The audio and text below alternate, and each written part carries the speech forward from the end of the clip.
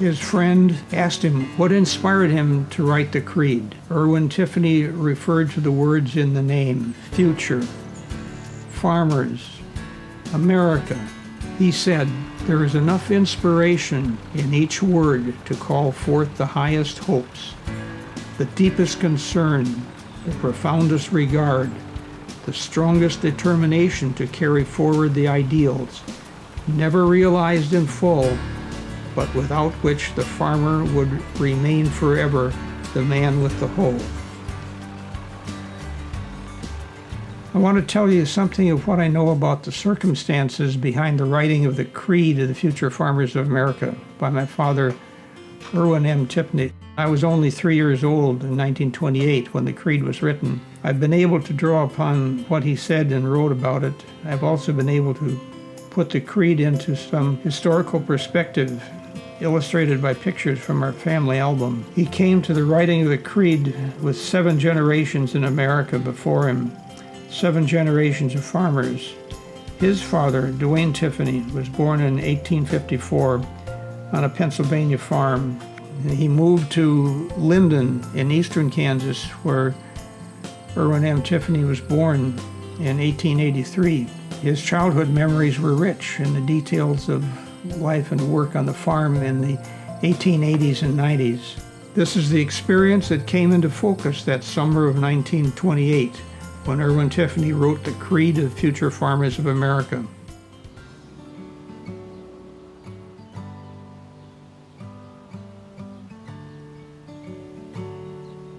That creed was part of the background for many of my father's concerns about what was happening in the field of agriculture and his own interest.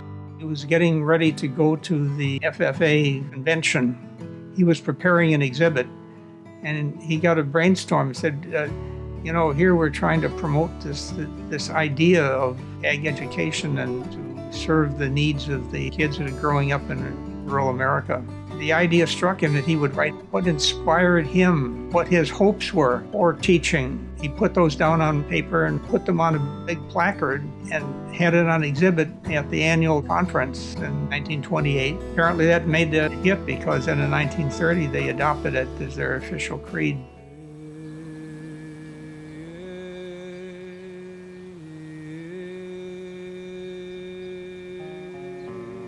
There's a history of ups and downs on that farm in Linden, Kansas. As I recall, there are stories of the bottom dropping out of the market and how you get along with bare minimum. Survival is difficult for a family farm. It was hard work, but he never lost track of the significance of that hard work. There was a corn cob that he had in a glass case on his bookshelf. It was an ear of corn from his father's farm. He kept that as a kind of a symbol of his interest in agriculture and his experience working on that farm. It was a kind of a mystery attached to that ear of corn in this glass case. And it had something to do with his father. He had this ear of corn and he hung it up on the porch, let it dry as a souvenir of that effort. And my father was given that to take home with him. He put it in this glass case, and that was his memento of his own work growing up on that farm. It seemed to be symbolic of tradition. My father talked about 7 generations of farmers. That shows you the rich vein of family life and the historical perspective that he brought to writing that creed.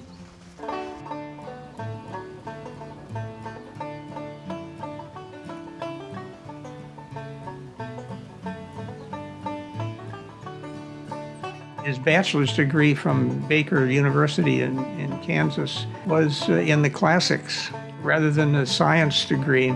You can see that coming out in the creed, and he has this broad perspective of really getting at what is important.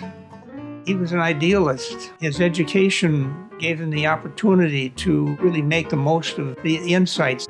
He was in the Army in World War I. And after he got out of the Army, he decided to get a master's degree in agricultural education. He came to the University of Wisconsin-Madison. He went on to combine his interests in the science of agriculture to his historical perspective on the classics. He traveled all over the state in a Model T Ford. That's how he met with the teachers and discovered what their needs were and what the students needed. He was trained in science and believed in practicing science. And then practical level on the doing it every day. He had a respect for craftsmanship.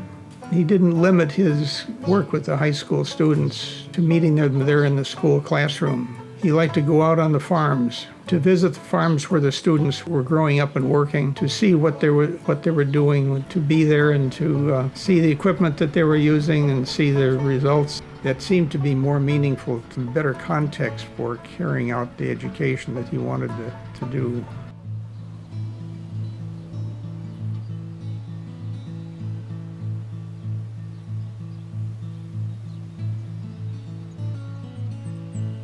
My father was a very practical fellow, and he was skeptical of glibness. He had a respect for critical thinking. If he encountered nonsense, why, he would deal with it with good humor more often than not. He would have strong feelings and would let you know what he thought about what seemed to be a patent foolishness.